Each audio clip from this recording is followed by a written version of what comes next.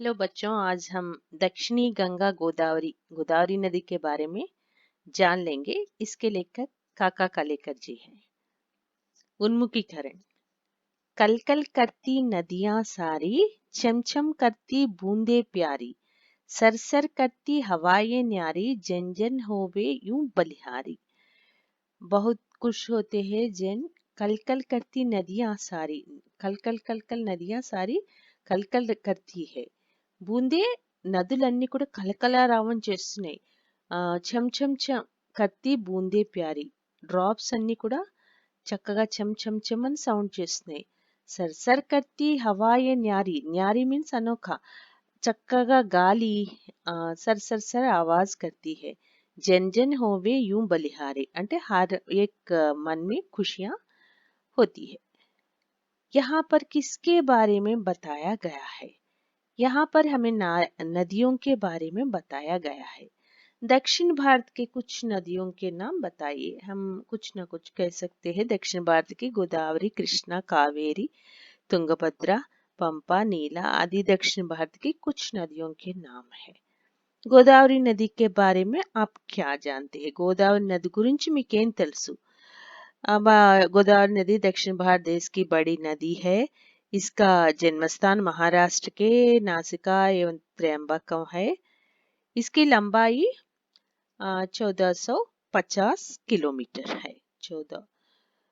1450 kilometre है. यह महाराष्ट्र, मध्य प्रदेश, आंध्र प्रदेश, तेलंगाना, उड़ीसा, कर्नाटक आदि राज्यों से बहती है. इंद्रावती, किन्नरसानी, शबरी, मंजीरा, प्राणहिता इसकी उपनदियां हैं. इनसे लाखों एकड़ की भूमि की सिंचाई होती है. करोड़ों लोगों को पेयजल मिलता है. अंत में वे राजमहेंद्र वरम से के पास से बंगाल की खाड़ी में विलीन हो जाती है. ऐसा कह सकते हैं हम. छात्रों को यात्रा वृत्तांत साहित्यिक विधा का ज्ञान कराते हुए उनमें लेखन करने की ప్రవృత్తి का వికాస్ करना. అంటే విద్యార్థులకి యాత్రా వృత్తాంతం గురించి తెలియచేయటం, దాని వల్ల వాళ్ళకి ఎంత నాలెడ్జ్ వస్తుందో అది మనం రాసి ఎట్లా చూపించో స్క్రిప్ట్లా దాని గురించి తెలియచేయటం. యాత్రా వృత్తాంత్కి భాషా శైలి సే పరిచిత్ కరానా. అంటే మనం ఏదైనా హిస్టారికల్ ప్లేసెస్ కానీ ఏదైనా ప్లేసెస్కి వెళ్ళినప్పుడు ఎలా ఉండాలి స్క్రిప్ట్, దాని గురించి పరిచయం చేయటం. इसके साथ साथ लेखक काका कलेकर का परिचय कराते हुए उनकी भाषा व रचना शैली का ज्ञान कराना इस पाठ का उद्देश्य है. దీంతో పాటుగా లేఖక్ కాకా కలేకర్ గురించి మనకి తెలియచేయటం, ఆయన భాషా శైలి ఎట్లా ఉంటుందో దాని గురించి స్టూడెంట్స్కి తెలియచేయటం ఈ పాఠం యొక్క ఉద్దేశం. यात्रा वृत्तांत यह गद्य की एक प्रमुख विधा है. यात्रा वृत्तांत पाठ में लेखक किसी दर्शनीय स्थल से संबंधित अपनी यात्रा की अनुभूतियों को रोचक और ज्ञानवर्धक ढंग से प्रस्तुत करता है. ఈ యాత్రా వృత్తాంతంలో లేఖక్ ఒక దర్శనీయ స్థలం గురించి, యాత్ర గురించి ఆయన యొక్క ఎక్స్పీరియన్సెస్ అన్ని ఎంతో మనకి తెలిసేటట్టుగా, జ్ఞానవర్ధకంగా అంటే జ్ఞానంతో కూడినట్టుగా మనకి అంతా మొత్తం అంత నాలెడ్జ్ ఇస్తాడనమాట, తెలియజేస్తారు. प्रस्तुत पाठ दक्षिणी गंगा गोदावरी भी श्री काका कलेकर द्वारा रचित यात्रा वृत्तांत पाठ है. उनकी रचना सप्तसरिता से लिया गया है. ప్రస్తుతం మనకి ఇచ్చిన ఈ లెసన్ కూడా కాకా కలేకర్ రాసిన యాత్రా వృత్తాంత పాఠం. ఇది సప్తసరిత నుంచి తీసుకున్నారు, సప్తసరిత అనే గ్రంథం నుంచి. इसमें लेखक ने गोदावरी नदी के प्राकृतिक सौंदर्य का वर्णन किया. ఇందులో లేఖక్ రచయిత గోదావరి నది యొక్క సౌందర్యం, దాని చుట్టుపక్కల ఉన్న ప్రకృతి యొక్క వర్ణన మనకి తెలియజేస్తారు. काका कालेकर का पूरा नाम दत्तात्रेय बालकृष्ण कालेलकर है. ఆయన పూర్తి పేరు దత్తాత్రేయ బాలకృష్ణ కాలేల్కర్. उनका जन्म सन 1885 में और मृत्यु सन 1991 में हुई. అంటే 1885లో ఆయన పుట్టారు, 91లో చనిపోయారు. इन्होंने आजीवन गांधीवादी विचारधारा का पालन किया. మొత్తం జీవితం అంతా కూడా ఈయన గాంధీవాది ఆదర్శాల్ని పాటించారు. इन्होंने हिंदुस्तानी प्रचार सभा वर्धा के माध्यम से हिंदी की खूब सेवा की. ఈయన హిందుస్థానీ ప్రచార సభ వర్ధా నుంచి హిందీ కోసం ఎంతో కృషి చేశారు. वे राज्यसभा के सदस्य भी रह चुके हैं. ఆయన రాజ్యసభ ఎంపీగా కూడా చేశారు ఆయన. ఇప్పుడు లెసన్ లోకి వెళ్దాం స్టూడెంట్స్.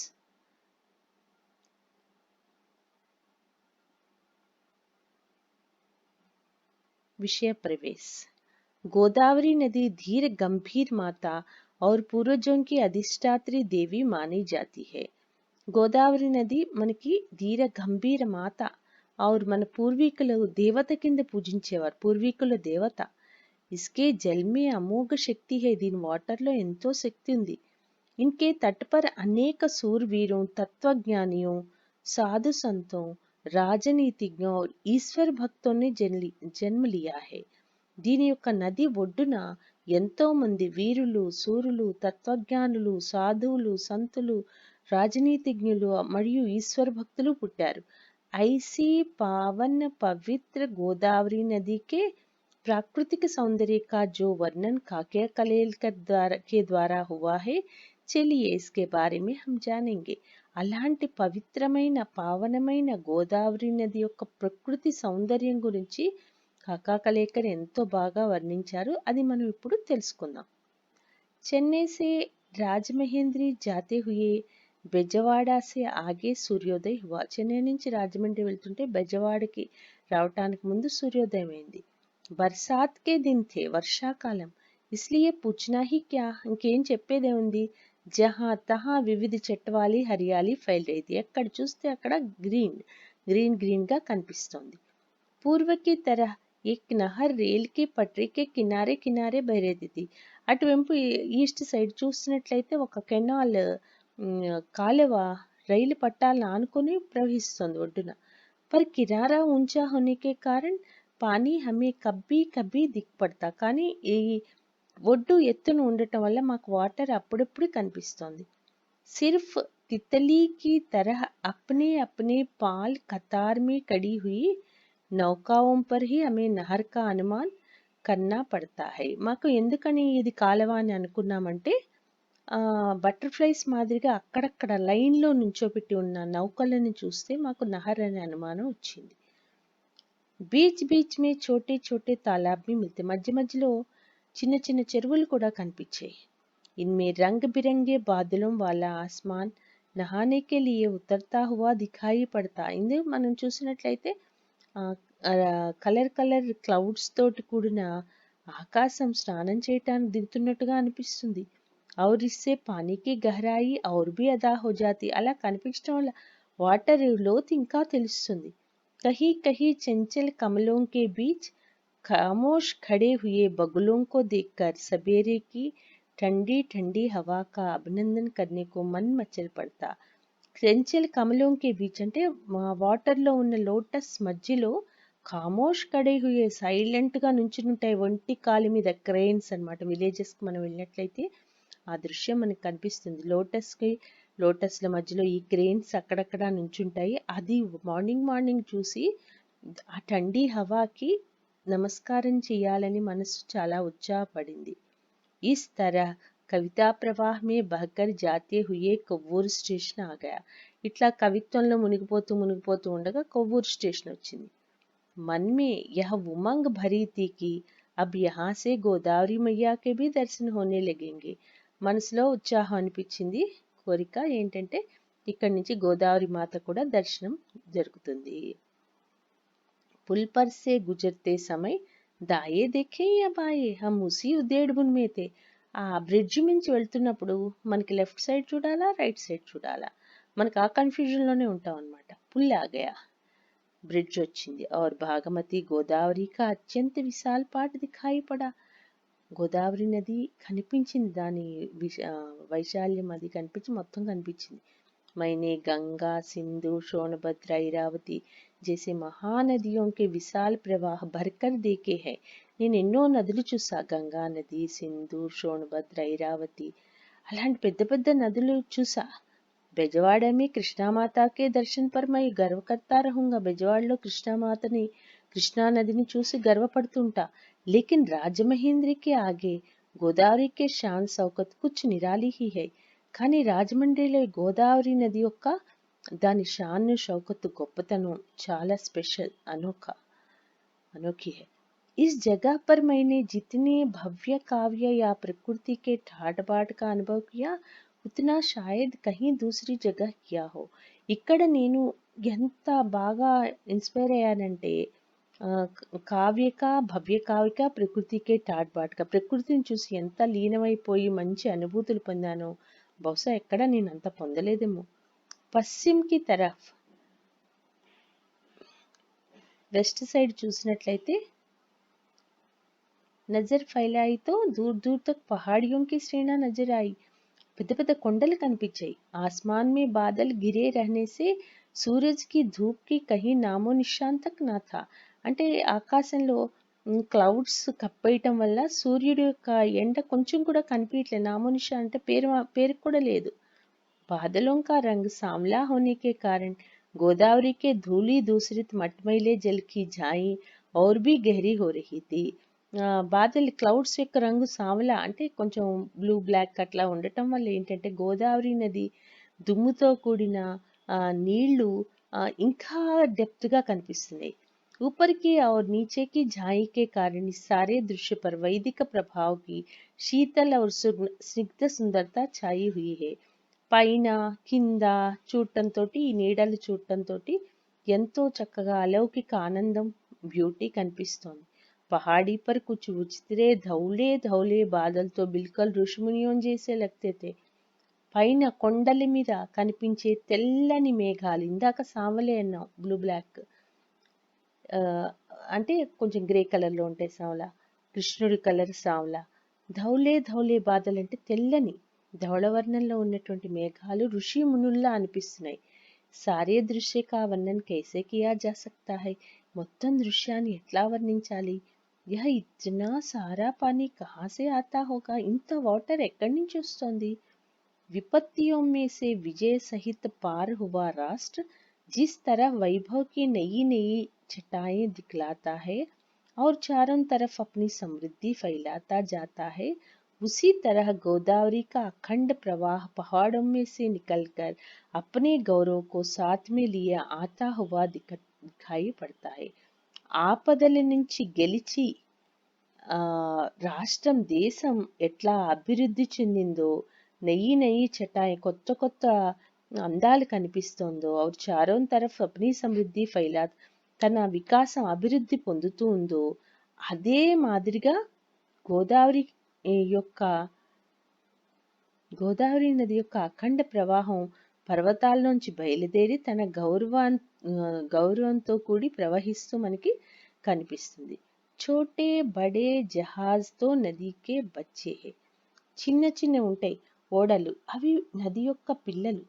जो माता के स्वभाव से परिचित होने के कारण उसकी गोद में मनमाना नाचे. అవేంటంటే అమ్మ స్వభావం తెలుసు కాబట్టి దాని ఒడిలో చక్కగా ఆడుకుంటాయి ఆ జహాజ్. खेले उछले और कूदे. గెంతుతాయి, ఆడతాయి, దుముకుతాయి. तो उन्हें इससे रोकने वाला कौन? ఆపేవాళ్ళు ఎవళ్ళు?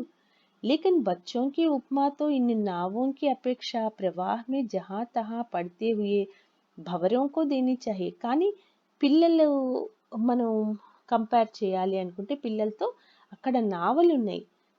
నావలతో మనం కంపేర్ నావలతో కాకుండా జహా తహా పడితే తుమ్మెదలు వస్తుంటాయి. ఆ తుమ్మెదలతో చేయాలన్నమాట. మనం పిల్లలతో కంపారిజన్ చేయాలంటే నావలని కాదు, భంవరంకో దేని चाहिए. कुछ देर दिख पड़े थोड़ी देर में भयानक तूफान का स्वांग रचा.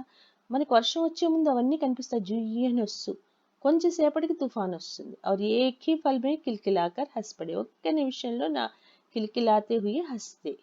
ये भंवर ना जाने कहाँ से आते और कहाँ चला. ఈ భవర్ తుమ్మెదలు ఎక్కడి నుంచి వస్తాయో ఎక్కడికి వెళ్ళిపోతాయో కూడా తెలియదు అనమాట. ఆ టైంకి జుయ్యి అని పెట్టే టైం వచ్చేస్తాయి, మళ్ళీ మాయమైపోతాయి. नदी का किनारा यानी मनुष्य की कृतज्ञता का अखंड उत्सव. నది ఒడ్డు మనుష్యుడి కృతజ్ఞతకి ఒక గొప్ప ఉత్సవంలా కనిపిస్తుంది. ఎలా అంటే కినారే పర్ సఫేద్ మహల్ और मंदिर उनके ऊंचे ऊंचे शिखर ही एक अखंड उपासना है. నది ఒడ్డున పెద్ద పెద్ద తెల్లని మహల్ బిల్డింగ్స్ और మందిర్ గుడి టెంపుల్ ఉన్కే ऊंचे ऊंचे शिखर పెద్ద పెద్ద శిఖరాలు ఒక గొప్ప ఉపాసన కింద మనకి కనిపిస్తాయన్నమాట. కృతజ్ఞత, మనిషి కృతజ్ఞత చూపిస్తున్నాడు అనిపిస్తుంది. परंतु इतनी ही से काव्य संपूर्ण नहीं हो जाता। దీంతో మనకి అయిపోలే ఇంకా। इसलिए भक्त लोग नदी की लहरों पर से मंदिरों के घंटानाद की लहरों को इस पार से उस पार तक పहुంచాते रहते। అంటే ఆ నది ఒడ్డునున్న గుళ్ళలో పీపుల్ ఏం చేస్తారంటే మనుషులు ఘంటానాదం చేస్తారు, ఈ ఒడ్డు నుంచి ఆ ఒడ్డుకి వినిపించేలా చేస్తారు।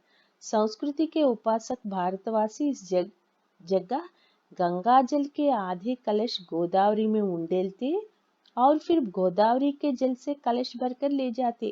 అంటే గంగామాయి కాశీ వెళ్ళి గంగా జలం తెచ్చుకున్న వాళ్ళు ఏం చేస్తారంటే ఈ కల్చర్ని బాగా గౌరవించే భారతీయులు గంగా జలంతో సగం కలుషం నింపుకొని గోదావరిలో కొంచెం జలం వంపుతారు, గంగా జలాన్ని మళ్ళీ గోదావరి జలాన్ని కలుషంలో నింపు పట్టుకెళ్తారంటే గంగా గోదావరి కలిసిన వాటర్ పట్టుకుపోతారనమాట। माता गोदावरी राम लक्ष्मण और सीता से लेकर बूढ़े जटायु तक सबको तूने स्तन्यपान कराया। నువ్వందరినీ పాలిచ్చి పెంచావు మాతా గోదావరి, రాముడు లక్ష్మణుడు సీతతో పాటుగా బూడే జటాయు కూడా నీ ఒళ్ళోనే పెరిగారు, నీ స్తన్యపానం చేశారు, నీ పాలు తాగి పెరిగారు। तेरे तट पर सूरवीर भी पैदा हुए, ఎంతో మంది వీరులు పుట్టారు నీ ఒడ్డున। బడే బడే తత్వజ్ఞాని भी తత్వజ్ఞానులు పుట్టారు, సాధు సంతులు పుట్టారు, సాధు సంత भी జన్మే। ధురంధర్ రాజనీతిజ్ఞ भी ఎంతో మంది గొప్ప రాజనీతిజ్ఞులు పొలిటీషియన్స్ పుట్టారు। और ईश्वर भक्त भी जन्म लिए, ఈశ్వర భక్తులు కూడా పుట్టారు। मेरे पूर्वजों की तू अधिष्ठात्री देवी है, పూజించేవారు నా పూర్వీకులకి గొప్ప నువ్వు దేవత। नई नई आशाओं को लेकर मैं तेरे दर्शन के लिए आया हूँ, కొత్త కొత్త ఆశలతో నీ దర్శనం చేసుకుందామని వచ్చానమ్మా। तेरे जल में अमोघ शक्ति है, నీ వాటర్లో ఎంతో శక్తి ఉంది। तेरे पानी की एक बूंद का सेवन भी व्यर्थ नहीं जाता, నీ వాటర్ ఒక్క డ్రాప్ తాగటం కూడా వేస్ట్ అవ్వదమ్మా, నువ్వు ఎంతో గొప్పదానివి అనేసి గోదావరి మాత గురించి కాకా కలేకర్ మనకు వర్ణించి ఎంతో గొప్పగా తెలియజేశారు। విన్నారు కదా నాన్న లెసన్, మీరు మళ్ళీ ఒక్కసారి లెసన్ రీడింగ్ చేసుకుని గోదావరి గురించి ఇన్ఫర్మేషన్ ఇంకొంచెం తెలుసుకోండి, ఓకేనా। నెక్స్ట్ వీడియోలో మళ్ళీ ఇంకో లెసన్తో కలుద్దాం, బాయ్।